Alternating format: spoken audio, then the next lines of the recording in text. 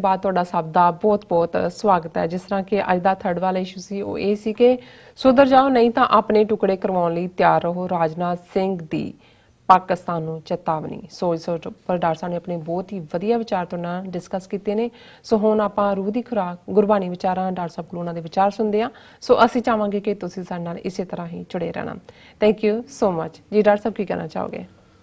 ਦੇਖੋ, ਬਹੁਤ ਵਾਰ ਜਦੋਂ ਅਸੀਂ ਦੁਨੀਆ ਦੇ ਵਿੱਚ ਵਿਚਰਦੇ ਹਾਂ, ਜਨਮ ਤੋਂ ਲੈ ਕੇ ਬਾਲ, ਜਵਾਨੀ, ਬੁਢਾਪਾ, ਇਹ ਅਕਸਰ 3 ਸਟੇਜਸ ਕਹੀਆਂ ਜਾਂਦੀਆਂ ਜੀ।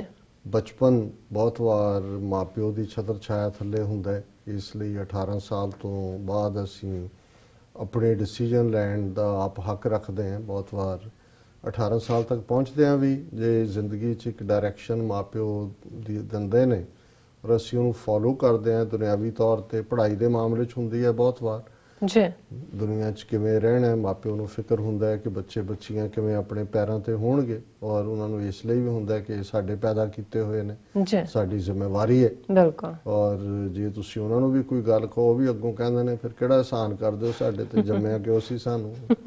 ਲੇਕਿਨ ਜ਼ਾਹਰ ਹੈ ਕਿ ਜੇ 18 ਸਾਲ ਤੋਂ ਬਾਅਦ ਵੀ ਦੁਨੀਆ ਨੂੰ ਦੇਖੀਏ ਤੇ ਜਦੋਂ ਅਸੀਂ ਆਪਣਾ ਸਫ਼ਰ ਆਪ ਸ਼ੁਰੂ ਕਰਦੇ ਹਾਂ ਫਿਰ ਵੀ ਸਾਨੂੰ ਇੱਕ ਗਾਈਡੈਂਸ ਦੀ ਲੋੜ ਹੁੰਦੀ ਹੈ ਜੀਵਨ ਦੇ ਅੰਦਰ।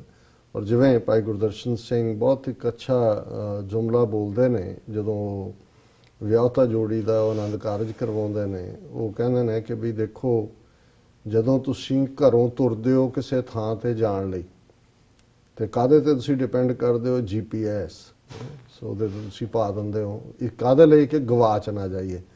ਕਈ ਵਾਰੀ ਉਹ ਭਾਵੇਂ ਲੰਬੇ ਰਸਤਿਓਂ ਵੀ ਲੈ ਜਾਏ ਲੇਕਿਨ ਤੁਸੀਂ ਹੁੰਦਾ ਕਿ ਵੀ ਨਹੀਂ, ਇਹ ਹੁਣ ਮਾਈ ਜੋ ਦੱਸ ਰਹੀ ਹੈ ਅੰਦਰੋਂ ਇਹਦੇ ਤੇ ਹੀ ਤੁਰਨਾ। ਸੋ ਉਹਨੇ ਕਿਹਾ ਵੀ ਜੇ ਈਵਨ ਇੱਕ ਛੋਟੇ ਸਫ਼ਰ ਦੇ ਲਈ ਤੁਹਾਨੂੰ ਇੱਕ ਸਹਾਰੇ ਦੀ ਲੋੜ ਹੈ ਜਿਹੜਾ ਤੁਹਾਨੂੰ ਆਪਣੀ ਮੁਕਾਮ ਤੇ ਪਹੁੰਚਾਏ, ਇਸੇ ਤਰ੍ਹਾਂ ਜੇ ਉੱਥੇ GPS ਹੈ ਤੇ ਜੇ ਤੁਸੀਂ ਇੱਕ ਸਿੱਖ ਦੇ ਨਾਤੇ ਜ਼ਿੰਦਗੀ ਜੀਣੀ ਹੈ, ਗ੍ਰਸਤੀ ਜੀਵਨ, ਫਿਰ ਤੁਹਾਨੂੰ GGS ਦੀ ਲੋੜ ਹੈ, ਗੁਰੂ ਗ੍ਰੰਥ ਸਾਹਿਬ। ਕਿ ਬਾਣੀ ਜਿਹੜੀ ਹੈ ਉਹ ਤੁਹਾਡੇ ਲਈ ਉਹ ਰਾਹ ਦਸੇਰਾ ਹੈ ਜਿਸ ਦੇ ਥੱਲੇ ਜਦੋਂ ਤੁਸੀਂ ਗਵਾਚਦੇ ਹੋ, ਤੁਹਾਨੂੰ ਆਪਣੇ ਅੰਦਰ ਇੱਕ ਵੈਕਿਊਮ ਲੱਗਦਾ ਹੈ, ਇੱਕ ਮੁਸ਼ਕਲਾਂ ਦਾ ਸਾਹਮਣਾ ਤੁਸੀਂ ਕਰਦੇ ਹੋ ਜ਼ਿੰਦਗੀ 'ਚ, ਤੁਸੀਂ ਦੋਵੇਂ ਜੀ ਜਾਂ ਪਰਿਵਾਰ ਅੱਗੇ ਨੂੰ ਤੁਰਦਾ ਤੇ ਫਿਰ ਗੁਰੂ ਗ੍ਰੰਥ ਸਾਹਿਬ ਤੁਹਾਡੀ ਰੂਹਾਨੀਅਤ ਦੀ ਗਾਈਡੈਂਸ ਹੈ। ਤੁਸੀਂ ਉਸ ਦੀ ਛਤਰ ਛਾਇਆ ਥੱਲੇ ਬਾਣੀ ਦਾ ਸਹਾਰਾ ਲੈ ਕੇ ਤੁਸੀਂ ਮੁਸ਼ਕਲਾਂ ਮੁਸੀਬਤਾਂ ਦੇ ਨਾਲ ਲੜਦੇ ਹੋ।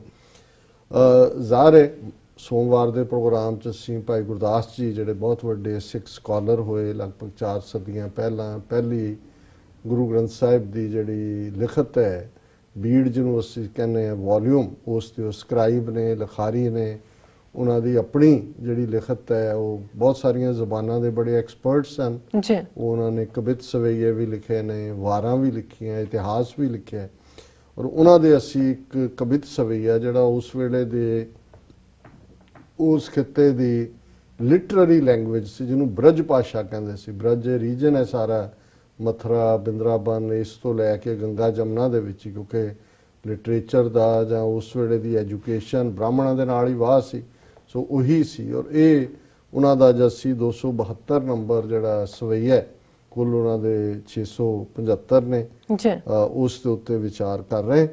ਔਰ ਉਹਦੇ 'ਚ ਭਾਈ ਸਾਹਿਬ ਫਰਮਾਉਂਦੇ ਨੇ, ਰੱਜ ਤਮ ਸਤ ਕਾਮ ਕ੍ਰੋਧ ਲੋਭ ਮੋਹ ਹੰਕਾਰ ਹਾਰ, ਗੁਰ ਗਿਆਨ ਬਾਨ ਕ੍ਰਾਂਤ ਨਿਹ ਕ੍ਰਾਂਤ ਹੈ, ਕਾਮ ਨਿਹ ਕਾਮ ਨਿਹ ਕਰਮ ਕਰਮ ਗਤ, ਆਸਾ ਕੈ ਨਿਰਾਸ ਪੈ ਭਰਾਤ ਨਿਹ ਭਰਾਤ ਹੈ, ਸਵਾਦ ਨੇ ਸਵਾਦ ਅਰ ਬਾਦ ਨਹਿ ਬਾਦ ਭੈ, ਅਸਪਰੇ ਨਿਸਪਰੇ ਗੇ ਦੇ ਪ੍ਰਾਂਤ ਹੈ, ਗੁਰਮੁਖ ਪ੍ਰੇਮ ਰਸ ਬਿਸਮ ਵਿਦੇ ਸਿੱਖ, ਮਾਇਆ ਮੈਂ ਉਦਾਸ ਬਾਸ ਇਕਾਂਕੀ ਇਕਾਂਤ ਹੈ। ਕਿ ਰੂਹਾਨੀਅਤ ਤੁਹਾਨੂੰ ਜ਼ਿੰਦਗੀ 'ਚ, ਜੀਵਨ ਤਾਂ ਹਰ ਇੱਕ ਲਈ ਇੱਕੋ ਜਿਹਾ ਹੈ, ਸੂਰਜ ਦੀ ਰੋਸ਼ਨੀ, ਚਾਨਣ, ਕੋਈ ਭਿੰਨ ਭੇਦ ਨਹੀਂ ਕਰਦਾ ਕਿ ਕੌਣ ਚੋਰ ਹੈ ਕੌਣ ਸਾਧ ਹੈ। ਪਾਣੀ, ਮਿੱਟੀ, ਹਵਾ, ਕੁਦਰਤ ਦੀਆਂ ਨਿਯਮਤਾਂ ਸਭ ਨੂੰ ਦਿੰਦਾ ਹੈ। ਦਿੰਦਾ ਦੇ ਲੈਂਦੇ ਥੱਕ ਪਾਹੇ, ਜੁਗਾਂ ਜੁਗੰਤਰ ਖਾਹੀ ਖਾਏ। ਖਾਈ ਜਾਓ, ਦੇਈ ਜਾਂਦਾ ਹੈ। ਜੀ ਕਿੰਨੇ ਨੇ ਜਿਨ੍ਹਾਂ ਦਾ ਕੀਤੇ ਲੈ ਲੈ ਮੁੱਕਰ ਪਾਏ, ਕੀਤੇ ਮੂਰਖ ਖਾਈ ਖਾਏ, ਲੈ ਲੈ ਕੇ ਵੀ ਮੁੱਕਰ ਜਾਂਦੇ ਨੇ। ਲਈ ਨੇ ਜੀ, ਤੁਸੀਂ ਲਿਆਓ ਸਬੂਤ।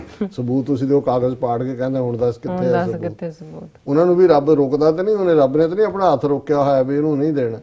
ਲੇਕਿਨ ਇਹਦੇ ਬਾਵਜੂਦ ਜੇ ਤੁਸੀਂ ਜ਼ਿੰਦਗੀ ਦਾ ਅਸਲ ਮਕਸਦ, ਜ਼ਿੰਦਗੀ ਦੇ ਵਿੱਚ ਸਟੇਟ ਆਫ ਬਲਿਸ, ਆਨੰਦ, ਆਪਸ ਦੇ ਵਿੱਚ ਇੱਕ ਟਿਕਾ, ਮਨ ਦੇ ਵਿੱਚ ਕੋਈ ਬੇਚੈਨੀ ਨਾ ਹੋਏ, ਤੁਹਾਨੂੰ ਕੋਈ ਚੀਜ਼ ਜਿਹੜੀ ਹੈ ਉਹ ਉਦਾਸ ਨਾ ਕਰੇ, ਕੋਈ ਚੀਜ਼ ਪਾਗਲ ਨਾ ਕਰੇ ਖੁਸ਼ੀ ਦੇ ਵਿੱਚ, ਉਹ ਜੇ ਤੁਸੀਂ ਬੈਲੈਂਸ ਸਟ੍ਰਾਈਕ ਕਰਨਾ ਤੇ ਭਾਈ ਗੁਰਦਾਸ ਜੀ ਫਰਮਾਉਂਦੇ ਨੇ, ਰਜ ਤਮ ਸਤ ਕਾਮ ਕ੍ਰੋਧ ਲੋਭ ਮੋਹ ਹੰਕਾਰ ਹਾਰ, ਕਿ ਇਹ ਸਾਰੀਆਂ ਚੀਜ਼ਾਂ ਹਾਰ ਜਾਂਦੀਆਂ ਨੇ। ਕਿਉਂਕਿ ਜਿਹੜੀ ਮਾਨਸਿਕ ਪ੍ਰਵਿਰਤੀ ਹੈ, ਜਿਹੜੀ ਉਸ ਵੇਲੇ ਦੀ ਐਂਸ਼ੈਂਟ ਲੋਕਾਂ ਨੇ, ਵਿਦਵਾਨਾਂ ਨੇ, ਉਹ 3 ਕਿਸਮ ਦੇ ਲੋਕ ਉਹਨਾਂ ਨੇ ਮਾਨਸਿਕ ਤੌਰ ਦੇ ਉੱਤੇ ਡਿਸਕ੍ਰਾਈਬ ਕੀਤੇ, ਰਜ ਤਮ ਸਤ, ਰਾਜਸਕ, ਤਾਮਸਕ, ਸਾਤਵਕ।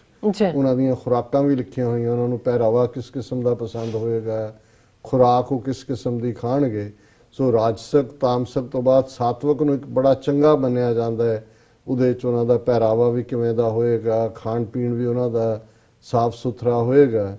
ਜਿਹੜੇ ਬਹੁਤ ਸਾਰੇ ਦੂਜੇ ਨੇ, ਮਾਸ, ਸ਼ਰਾਬ, ਦੂਜੇ ਤੀਜੇ, ਉਹ ਇੱਕ ਕੈਟਾਗਰੀ 'ਚ ਰੱਖੇ ਹੁੰਦੇ ਨੇ। ਦੁੱਧ, ਦਹੀਂ, ਦੂਜੀ ਖੁਰਾਕ ਦੂਜੇ 'ਚ ਹੈ। ਪਹਿਰਾਵੇ ਦੇ ਹਵਾਲੇ ਨਾਲ ਵੀ ਇਵੇਂ। ਸੋ ਭਾਈ ਸਾਹਿਬ ਫਰਮਾਉਂਦੇ ਨੇ ਕਿ ਵੀ ਫਿਰ 5 ਵਿਕਾਰਾਂ ਦੀ ਗੱਲ ਹੈ, ਕਾਮ ਕ੍ਰੋਧ ਲੋਭ ਮੋਹ ਹੰਕਾਰ। ਕਿੰਨੇ ਕਾਮ ਦੇ ਵਿੱਚ ਗ੍ਰਸਤ ਹੁੰਦੇ ਨੇ, ਲਸਟ ਦੇ ਵਿੱਚ ਉਹਨਾਂ ਦੀ ਜ਼ਿੰਦਗੀ ਬੀਤਦੀ ਹੈ। ਕਿੰਨੇ ਆਪਣੇ ਹੰਕਾਰ ਦੇ ਵਿੱਚ, ਕ੍ਰੋਧ ਮੋਹ ਲੋਭ। ਸੋ ਭਾਈ ਸਾਹਿਬ ਨੇ ਕਿ ਇਹਨਾਂ 5 ਨੂੰ ਹੀ, ਤਿੰਨੋਂ ਹੀ ਗੁਣ ਵੀ ਉਹਨਾਂ ਨੇ ਰਜ ਸਤ ਤਮ ਇਕੱਠੇ ਕੀਤੇ, ਤੇ ਕਾਮ ਕ੍ਰੋਧ ਲੋਭ ਮੋਹ ਹੰਕਾਰ ਵੀ ਉਹਨਾਂ ਨੇ ਕਿਹਾ ਇਹ ਹਾਰ ਜਾਂਦੇ ਨੇ। ਕਿੱਥੇ ਹਾਰਦੇ ਨੇ? ਗੁਰ ਗਿਆਨ ਬਾਨ ਕ੍ਰਾਂਤ ਨਹਿ ਕਾਂਤ ਹੈ, ਕਿ ਜਦੋਂ ਸਿੱਖ ਗੁਰੂ ਦੇ ਗਿਆਨ ਦੀ ਰੋਸ਼ਨੀ ਦੇ ਵਿੱਚ ਆਪਣਾ ਜੀਵਨ ਜਿਹੜਾ ਉਹ ਬਸਰ ਕਰਦਾ, ਤੇ ਫਿਰ ਇਹ ਜਿਹੜੀਆਂ ਸਾਰੇ ਨੇ ਗੁਣ ਇਹ ਇਨਇਫੈਕਟਿਵ ਹੋ ਜਾਂਦੇ ਨੇ। ਇਹ ਘੁੰਮਤਾ ਰਹੇ ਹੁੰਦੇ ਨੇ ਚਾਰ ਚਫੇਰੇ, ਲੇਕਿਨ ਇਹ ਉਸ ਰੂਹ ਦੇ ਉੱਤੇ ਅਸਰ ਅੰਦਾਜ਼ ਨਹੀਂ ਹੁੰਦੇ। ਕਾਮ ਨਿਹ ਕਾਮ ਨਿਹ ਕਰਮ ਕਰਮ ਗਤ, ਆਸਾ ਕਹਿ ਨਿਰਾਸ਼ ਪੈ ਭਰਾਤ ਨਿਹ ਭਰਾਤ ਹੈ, ਕਿ ਜਿਹੜੀਆਂ ਡਿਜ਼ਾਇਰਸ ਨੇ ਉਹ ਵੀ ਮਰ ਜਾਂਦੀਆਂ ਨੇ। ਤੁਹਾਨੂੰ ਇਹ ਨਹੀਂ ਹੁੰਦਾ ਸਹਿਸ ਖਟੇ ਲਾਖੋ ਉਠਤਾਵੇ, ਦੁਨੀਆ ਤਾਂ ਦੌੜ ਰਹੀ ਹੈ, ਪਰ ਤੁਹਾਡੀਆਂ ਉਹ ਡਿਜ਼ਾਇਰਸ ਵੀ ਮੁੱਕ ਜਾਂਦੀਆਂ ਨੇ। ਤੁਸੀਂ ਜੇ ਕੋਈ ਕੰਮ ਕਰਕੇ ਝੂਠਾ ਪ੍ਰਾਈਡ ਲੈਣਾ ਚਾਹੁੰਦੇ ਹੋ, ਉਹ ਵੀ ਖਤਮ ਹੋ ਜਾਂਦਾ ਹੈ। ਤੁਹਾਡੇ 'ਚ ਨਿਸ਼ਕਾਮਤਾ ਆ ਜਾਂਦੀ ਹੈ। ਅਸੀਂ ਕਹਿੰਦੇ ਜੀ ਫਲਾਣਾ ਕੌਣ ਹੈ? ਨਿਸ਼ਕਾਮ ਸੇਵਕ ਹੈ। ਨਿਸ਼ਕਾਮ ਦਾ ਕਾਮ ਡਿਜ਼ਾਇਰ ਨੂੰ ਕਹਿੰਦੇ ਨੇ, ਕਿ ਜਿਹਦੇ 'ਚ ਕੋਈ ਕਰਕੇ ਵੀ ਚਾਹਨਾ ਨਹੀਂ ਹੁੰਦੀ ਵੀ ਮੈਨੂੰ ਉਹਦਾ ਫਲ ਮਿਲੇ। ਨਹੀਂ ਤਾਂ ਬਹੁਤ ਵਾਰ ਤਾਂ ਇਹੀ ਹੁੰਦਾ ਹੈ ਕਿ ਵੀ ਜਿਹੜਾ ਹੈ ਉਹ ਆਪਣਾ ਹਰ ਕੋਈ ਨਾਂ ਚਾਹੁੰਦਾ ਕਿ ਮੇਰਾ ਨਾਂ ਹੋਏ। ਜੇ ਨਾ ਲਓ ਤੇ ਗ੍ਰੰਥੀ ਸਿੰਘ ਨੂੰ ਵੀ ਬਾਹਰ ਨਿਕਲ ਕੇ ਫੜ ਲੈਂਦੇ ਨੇ ਵੀ ਤੂੰ ਅਰਦਾਸ ਮੇਰਾ ਨਾਂ ਕਿੱਦਾਂ ਮਿਸ ਕੀਤਾ, ਮੈਂ ਤਾਂ $51 ਦਿੱਤੇ ਸੀ। ਉਹ ਵਿਚਾਰਾ 2 ਵਾਰੀ ਮਾਫੀ ਮੰਗਦਾ, ਫਿਰ ਅੰਦਰ ਜਾ ਕੇ ਕਹਿੰਦਾ ਜੀ, ਕਹਿੰਦਾ ਨਹੀਂ ਇਹ ਤਾਂ ਤੂੰ ਇਕੱਲੇ ਮੇਰੀ ਥੋੜੀ ਕਰੇਗਾ ਅਰਦਾਸ ਸਾਰੀ। ਕਹਿੰਦੇ ਰਾਤ ਸ਼ਾਮ ਨੂੰ ਆ ਜਾਣਾ, ਦੁਬਾਰਾ ਤੁਹਾਡੀ ਅਰਦਾਸ ਕਰ ਦੇਣਾ, ਹੋਰ ਨਹੀਂ ਪੈਸਿਆਂ ਦੀ, ਇਸੇ 'ਚ ਹੀ ਕਰਦੇ ਹਾਂ। ਸੋ ਅਸੀਂ ਇਹ ਵੀ ਇੱਕ ਵਪਾਰ ਬਣਾ ਲਿਆ ਹੋਇਆ ਹੈ, ਦਿਖਾਵਾ, ਪਬਲਿਕ, ਉਹ ਸਾਰਿਆਂ ਨੂੰ। ਔਰ ਜਿਹੜਾ ਗੁਰੂ ਦੇ ਨਾਲ ਜੁੜਿਆ ਹੋਇਆ, ਆਸਾ ਕਹਿ ਨਿਰਾਸ਼ ਪਏ ਭਰਾਤ ਨਹਿ ਭਰਾਤ ਹੈ। ਹੁਣ ਭਰਾਤੀ ਕੀ ਹੁੰਦੀ ਹੈ? ਵਾਂਡਰਿੰਗ, ਜਿੱਥੇ ਤੁਸੀਂ ਇੱਧਰ ਉੱਧਰ ਭਟਕਦੇ ਫਿਰਦੇ ਹੋ, ਕਦੇ ਇਹਦੇ ਡੇਰੇ, ਕਦੇ ਉਹਦੇ ਡੇਰੇ, ਕਦੇ ਕੋਈ ਹੋਰ ਕਿਤੇ। ਤੁਸੀਂ ਇਹ ਹੁੰਦਾ ਜੀ ਫਲਾਣੀ ਥਾਂ ਸੁਖਮਣੀ ਸਾਹਿਬ ਦੀਆਂ ਪੁੜੀਆਂ ਮਿਲਦੀਆਂ, ਆਪ ਨਹੀਂ ਕਰਨਾ ਸੁਖਮਣੀ ਸਾਹਿਬ, ਉਹ ਕੀਤੀਆਂ ਕਰਾਈਆਂ, ਬਾਬਾ ਦੰਦਾ ਕਹਿੰਦਾ ਪਾਣੀ ਉੱਤੇ ਛਿੜਕ ਲਓ। ਤੇ ਦੂਜਾ ਸੋ ਇਸ ਕਿਸਮ ਦੇ ਵੀ ਜਿਹੜੇ ਇੰਸਟੈਂਟ ਇਲਾਜ ਨੇ, ਕਈ ਤਾਂ ਬੰਗਾਲੀ ਬਾਬੇ ਕੋਲ ਪਹੁੰਚ ਜਾਂਦੇ ਨੇ ਕਿ ਜੀ ਬਹੁਤ ਜਾਦੂ ਤੰਤਰ ਮੰਤਰ ਇਹ ਉਹ। ਹੁਣ ਇਹ ਸਾਰੇ ਉਹ ਲੋਕ ਨੇ ਜਿਹੜੇ ਆਪਣੀ ਜੜ ਨਾਲੋਂ, ਆਪਣੇ ਧੁਰੇ ਨਾਲੋਂ ਟੁੱਟੇ ਹੋਏ ਨੇ। ਪਰ ਭਾਈ ਸਾਹਿਬ ਫਰਮਾਉਂਦੇ ਨੇ ਕਿ ਜਦੋਂ ਗੁਰੂ ਦੇ ਪਿਆਰ ਦੀ ਲਿਲ ਲੱਗਦੀ ਹੈ ਤੇ ਫਿਰ ਇਹ ਚੀਜ਼ਾਂ ਕੋਈ ਮੈਟਰ ਨਹੀਂ ਕਰਦੀਆਂ। ਸਵਾਦ ਨੇ ਸਵਾਦ ਔਰ ਬਾਦ ਨੇ ਬਾਦ ਪੈ। ਫਿਰ ਤੁਹਾਨੂੰ ਜ਼ਿੰਦਗੀ 'ਚ ਇਹ ਨਹੀਂ ਹੁੰਦਾ ਵੀ ਫਲਾਣੀ ਥਾਂ ਬਹੁਤ ਵਧੀਆ ਪੀਜ਼ਾ 20 ਮਿਲ ਡਰਾਈਵ ਕਰਕੇ ਜਾਓ, ਉੱਥੋਂ ਹੀ ਖਾਣਾ ਸਾਰੀ ਰਾਤ, ਭਾਵੇਂ ਘਰ ਪਹੁੰਚਦਿਆਂ ਤੱਕ ਜਿਹੜਾ ਉਹ ਅੱਧੀ ਥਾਂ ਤੇ ਟਾਇਰ ਵੀ ਬਸਟ ਹੋਇਆ ਹੋਇਆ, ਉੱਥੇ ਕਿ ਜਾਣਾ ਬੜੇ ਸਵਾਦ, ਖਾਸ ਤੌਰ ਤੇ ਕਿਹੜੀ ਚੀਜ਼ ਕਿੱਥੇ ਹੈ। ਇਹਦਾ ਮਤਲਬ ਇਹ ਨਹੀਂ ਵੀ ਤੁਸੀਂ ਜ਼ਿੰਦਗੀ ਨੂੰ ਇੰਜੋਏ ਨਹੀਂ ਕਰਦੇ, ਪਰ ਤੁਸੀਂ ਦੇਖੋ ਵੀ ਉਹੀ 2 ਮੀਲ ਦੇ ਉੱਤੇ ਕਿਤੇ ਸਤਸੰਗ ਹੋਏ ਜਾਂ ਦੂਜਾ ਕਹਿੰਦੇ ਛੱਡੋ ਕੋਈ ਨਹੀਂ, ਇਹਦੇ ਤੇ ਹੀ ਲਾ ਲੈਂਦੇ, ਫੇਸਬੁੱਕ ਤੇ ਹੀ ਦੇਖ ਲੈਂਦੇ, ਉੱਥੇ ਗੁਰਦੁਆਰੇ ਜਾਣ ਦੀ ਕੀ ਲੋੜ ਹੈ। ਪਰ ਦੂਜੇ ਜਾਣ ਦੇ ਲਈ ਇਹੀ ਹਾਲ ਇੱਥੇ ਮੇਲਿਆਂ ਦਾ ਜਾਂ ਦੂਜਿਆਂ ਦਾ, ਉਹਦੇ ਲਈ ਤਾਂ ਤੁਹਾਨੂੰ ਟਿਕਟਾਂ ਵੇਚਣ 'ਚ ਕੋਈ ਦਿੱਕਤ ਨਹੀਂ ਹੁੰਦੀ।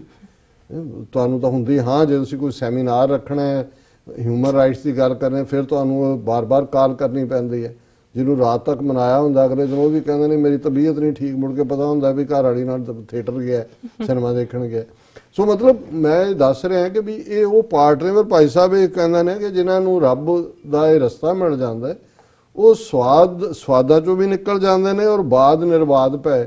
ਉਹਨਾਂ ਨੂੰ ਕੋਈ ਫੋਕੀ ਬਹਿਸ ਦੇ ਲਈ ਜਿਹੜਾ ਬਹਿਸ ਮੁਬਾਸੇ ਦਾ ਵਕਤ ਨਹੀਂ ਹੁੰਦਾ ਉਹਨਾਂ ਦੇ ਕੋਲ। ਬਿਲਕੁਲ ਨਹੀਂ ਤਾਂ ਅੱਧਿਓਂ ਜ਼ਿਆਦਾ ਸਾਡੇ ਕਹਿਣਗੇ ਉੱਥੇ ਕੀ ਹੁੰਦਾ ਹੈ ਜੀ। ਉਹਨਾਂ ਨੂੰ ਕੋਈ ਗੱਲ ਕਹੋ ਜੀ ਗੁਰਦੁਆਰੇ ਵਾਲੇ ਫਲਾਂ ਕੰਮ ਕਰਦੇ ਆ ਜੀ, ਪ੍ਰਬੰਧਕ ਇਹ ਨੇ ਜੀ, ਫਲਾਣਾ ਵੀ ਚੋਰ ਹੈ, ਤੂੰ ਤਾਂ ਸਾਧ ਹੈ ਭਾਈ, ਤੂੰ ਹੀ ਕਰ ਲੈ ਕੁਛ। ਉਹਨਾਂ ਨੇ ਇੱਕ ਬਹਿਸ ਮੁਬਾਸੇ 'ਚ ਪੈ ਕੇ ਜਿਹੜਾ ਤੁਸੀਂ ਆਰਗੂਮੈਂਟ ਬਿਲਡ ਉਹਨੂੰ ਨੈਗੇਟ ਕਰਨ ਦੇ ਲਈ ਉਹਨੂੰ ਕਹਿਣਾ ਜੀ ਬੜੇ ਸਿੱਖੀ ਸਰੂਪ ਵਾਲੇ ਦੇਖੇ ਸਭ ਬੇਈਮਾਨ ਨੇ ਜੀ, ਫਲਾਣੇ ਨੇ ਇਹ ਕਰਤਾ ਜੀ, ਢਿਮਕੇ ਨੇ ਇਹ ਕਰ। ਸੋ ਇਹ ਹੈ ਜਿਹਦੇ 'ਚ ਕਿ ਤੁਸੀਂ ਆਪਣਾ ਜਿਹੜਾ ਗਲਤ ਰਸਤਾ ਚੁਣਿਆ ਹੋਇਆ ਹੈ ਉਹਨੂੰ ਜਸਟੀਫਾਈ ਕਰਨ ਦੇ ਲਈ ਤੁਸੀਂ ਇਸ ਕਿਸਮ ਦੇ ਦਲੀਲਾਂ ਲੱਭਦੇ ਹੋ। ਪਰ ਰੱਬ ਨਾਲ ਵੱਲ ਤੁਰਿਆ ਹੋਇਆ ਬੰਦਾ ਅਸਪਰੇ ਨਿਸਪਰੇ ਗੇ ਦੇ ਪ੍ਰਾਂਤ ਹੈ ਕਿ ਉਹ ਬਿਲਕੁਲ ਟੋਟਲੀ ਡਿਜ਼ਾਇਰਲੈਸ ਹੋ ਜਾਂਦਾ ਹੈ ਔਰ ਕੰਟੈਂਟਡ ਹੁੰਦਾ, ਉਹਨੂੰ ਸੰਤੋਖ ਹੁੰਦਾ, ਉਹ ਭਟਕ ਨਹੀਂ ਰਿਹਾ ਹੁੰਦਾ। ਤੇ ਅਖੀਰ 'ਚ ਭਾਈ ਸਾਹਿਬ ਫਰਮਾਉਂਦੇ ਨੇ ਗੁਰਮੁਖ ਪ੍ਰੇਮ ਰਸ ਜੀ, ਕਿ ਜਿਹੜੇ ਗੁਰੂ ਵੱਲ ਮੂੰਹ ਕਰਕੇ ਤੁਰਦੇ ਨੇ ਉਹ ਤਾਂ ਜਿਵੇਂ ਭੌਰਾ ਜਿਹੜਾ ਹੈ ਉਹ ਫੁੱਲ ਦੇ ਵਿੱਚੋਂ ਸਿਰਫ ਨੈਕਟਰ ਦੇ ਉੱਤੇ ਹੀ ਉਸ ਦਾ ਧਿਆਨ ਜੁੜਿਆ ਹੁੰਦਾ, ਉਸ ਚੋਂ ਨੈਕਟਰ ਲੈਂਦਾ ਹੈ। ਇਸੇ ਤਰ੍ਹਾਂ ਜਿਹੜੇ ਰੱਬ ਦੇ ਬੰਦੇ ਨੇ ਉਹ ਪਿਆਰ ਦੇ ਰਸ ਵਿੱਚ ਖੀਵੇ ਹੁੰਦੇ ਨੇ। ਉਹਨਾਂ ਦੇ ਅੰਦਰ ਸਿਰਫ ਤੇ ਸਿਰਫ ਉਸ ਰੱਬ ਦੀ ਮੁਹੱਬਤ ਹੁੰਦੀ ਹੈ, ਉਸ ਦੇ ਪਿਆਰ ਦੇ ਵਿੱਚ ਉਹ ਜਿਹੜੇ ਨੇ ਗੁੜੁੰਦ ਹੁੰਦੇ ਨੇ। ਬਿਸਮ ਵਿਦੇ ਸਿੱਖ ਉਹਨਾਂ ਨੂੰ ਫਿਰ ਇਸ ਜਿਹੜੀ ਸਰੀਰਕ ਸੁੱਖ ਜਾਂ ਦੂਸਰੀਆਂ ਨੇ ਬਹੁਤ ਸਾਰਾ ਹਾਰ ਸ਼ਿੰਗਾਰ ਇਹਦੀ ਵੀ ਕੋਈ ਪਰਵਾਹ ਨਹੀਂ ਹੁੰਦੀ, ਇਸ ਵੱਲ ਵੀ ਉਹਨਾਂ ਦਾ ਕੋਈ ਨਹੀਂ। ਮਾਇਆ ਮੈਂ ਉਦਾਸ ਬਾਸ ਇਕਾਂਕੀ ਇਕਾਂਤ ਹੈ ਉਹ ਜਿਹੜੀ ਹੈ ਹਮੇਸ਼ਾ ਇੱਕ ਜਿਹਨੂੰ ਇਹ ਸਟੇਟ ਆਫ ਟ੍ਰਾਂਸ ਕਹਿੰਦੇ ਨੇ, ਅਸੀਂ ਇਸ ਨੂੰ ਆਨੰਦ ਦੀ ਅਵਸਥਾ ਕਹਿੰਦੇ ਹਾਂ ਕਿ ਉਹਨਾਂ ਦੀ ਸੁਰਤ ਉਸ ਵਾਹਿਗੁਰੂ ਦੇ ਨਾਲ ਹਮੇਸ਼ਾ ਜੁੜੀ ਹੁੰਦੀ ਹੈ। ਔਰ ਮਾਇਆ ਮੈਂ ਉਦਾਸ ਰਹਿ ਰਹੇ ਹੁੰਦੇ ਨੇ, ਪਰਿਵਾਰ ਸਾਰੇ ਫਰਜ਼ ਵੀ ਅਦਾ ਕਰ ਰਹੇ ਹੁੰਦੇ ਨੇ, ਨੀਅਰ ਐਂਡ ਡੀਅਰ ਵਨਸ ਨਾਲ ਮਿਲ ਵੀ ਰਹੇ ਹੁੰਦੇ ਨੇ, ਲੇਕਿਨ ਉਹਨਾਂ ਦੀ ਸੁਰਤ ਵਾਹਿਗੁਰੂ ਦੇ ਚਰਨਾਂ 'ਚ ਜੁੜੀ ਹੁੰਦੀ ਹੈ। ਠੀਕ ਉਵੇਂ ਜਿਵੇਂ ਗੁਰੂ ਨਾਨਕ ਸਾਹਿਬ ਨੇ ਸਿੱਧਾਂ ਨੂੰ ਇਹ ਦੱਸਿਆ ਸੀ ਕਿ ਅਸਲ ਰੂਹਾਨੀਅਤ ਕੀ ਹੈ ਕਿ ਜੈਸੇ ਜਲ ਮੈਂ ਕਮਲ ਨਿਰਾਲਮ ਮੁਰਗਾਈ ਨੈਸਾਣੇ ਸੁਰਤ ਸ਼ਬਦ ਭਵ ਸਾਗਰ ਤਰੀਏ ਨਾਨਕ ਨਾਮ ਵਖਾਣੇ। ਕਿ ਜਿਵੇਂ ਕਮਲ ਦਾ ਫੁੱਲ ਚਿੱਕੜ ਦੇ ਵਿੱਚ ਹੁੰਦਾ ਪਰ ਉਸ ਤੋਂ ਉੱਚਾ ਹੈ, ਚਿੱਕੜ ਉਹਨੂੰ ਪਾਉਂਦਾ ਨਹੀਂ। ਮੁਰਗਾਬੀ ਪਾਣੀ ਦੇ ਵਿੱਚ ਹੁੰਦੀ ਹੈ ਪਰ ਉਹਦੇ ਖੰਭਾਂ ਨੂੰ ਉਹ ਵਿਗਾੜਦੀ ਨਹੀਂ, ਖੰਭਾਂ ਤੱਕ ਪਹੁੰਚਦੀ ਨਹੀਂ, ਉਸ ਤੋਂ ਨਿਰਲੇਪ ਹੁੰਦੀ ਹੈ। ਇਸੇ ਤਰ੍ਹਾਂ ਜਿਹੜਾ ਰੱਬ ਨਾਲ ਜੁੜੇ ਹੋਏ ਨੇ ਉਹਨਾਂ ਦੀ ਸੁਰਤ ਸ਼ਬਦ ਦੇ ਨਾਲ ਜੁੜੀ ਹੁੰਦੀ ਹੈ, ਰੱਬ ਦੀ ਯਾਦ ਨਾਲ ਜੁੜੀ ਹੁੰਦੀ ਹੈ। ਔਰ ਇਸ ਭਵ ਸਾਗਰ ਤੋਂ ਇਹ ਦੁਨੀਆ ਜਿੱਥੇ ਮਾਇਆ ਕਾਮ ਕ੍ਰੋਧ ਲੋਭ ਮੋਹ ਹੰਕਾਰ ਔਰ ਜਿੱਥੇ ਸ਼ੈਤਾਨ ਦਾ ਰਾਜ ਹੈ, ਇਸ ਸਾਰੇ ਚੋਂ ਉਹ ਬਿਲਕੁਲ ਇਵੇਂ ਹੀ ਨਿਕਲ ਜਾਂਦੇ ਨੇ। ਸਰੰਗਜਾਮ ਲਾਗ ਭਵ ਜਲ ਤਰਨ ਕੇ ਉਹਨੂੰ ਇਹ ਉਹਦਾ ਉਦਮ ਹੁੰਦਾ ਹੈ ਕਿ ਮੈਂ ਇਸ ਤੋਂ ਤਰਨਾ, ਕਿਉਂਕਿ ਉਹਨੂੰ ਇਹ ਸਮਝ ਹੁੰਦੀ ਹੈ ਕਿ ਜਨਮ ਬਿਰਥਾ ਜਾਤ ਰੰਗ ਮਾਇਆ ਕੇ ਰਹਾ। ਜੀ ਰਾਜ ਸਾਹਿਬ ਤੁਹਾਡਾ ਬਹੁਤ ਬਹੁਤ ਸ਼ੁਕਰੀਆ। ਤੁਸੀਂ ਅੱਜ ਦੇ ਅਹਿਮ ਇਸ਼ੂ ਤੇ ਅੱਜ ਦਾ ਵਿਚਾਰ ਸਾਡੇ ਦਰਸ਼ਕਾਂ ਨਾਲ ਸਾਂਝਾ ਕੀਤਾ। ਇਸ ਨਾਲ ਆਪਣੇ ਵਿਊਅਰਸ ਕੋਲ ਨੇ ਇਜਾਜ਼ਤ। ਵਿਊਅਰਸ ਸਾਡੇ ਪ੍ਰੋਗਰਾਮ ਦਾ ਸਮਾਂ ਇੱਥੇ ਸਮਾਪਤ ਹੁੰਦਾ। ਤੁਸੀਂ ਆਪਣੀ ਰਾਏ ਤੇ ਸੁਝਾਅ ਸਾਨੂੰ ਭੇਜਣਾ ਭੁੱਲਣਾ। ਸਾਡੇ ਇਸ ਪਤੇ ਤੇ sos@tv.tv ਤੇ ਅਸੀਂ ਆਪਣਾ ਪ੍ਰੋਗਰਾਮ ਲੈ ਕੇ ਫਿਰ ਦੁਬਾਰਾ ਹਾਜ਼ਰ ਹੋਵਾਂਗੇ। ਤਦ ਤੱਕ ਲਈ ਮੈਨੂੰ ਤੇ ਆਪਣਾ ਸਾਨੂੰ ਆਗਿਆ ਦਿਓ। ਦੇਖਦੇ ਰਹੋ TV4। ਬੁਲਾ ਦਿਓ ਫਤਿਹ। ਵਾਹਿਗੁਰੂ ਜੀ ਕਾ ਖਾਲਸਾ, ਵਾਹਿਗੁਰੂ ਜੀ ਕੀ ਫਤਿਹ। ਰੱਬ ਰਾਖਾ।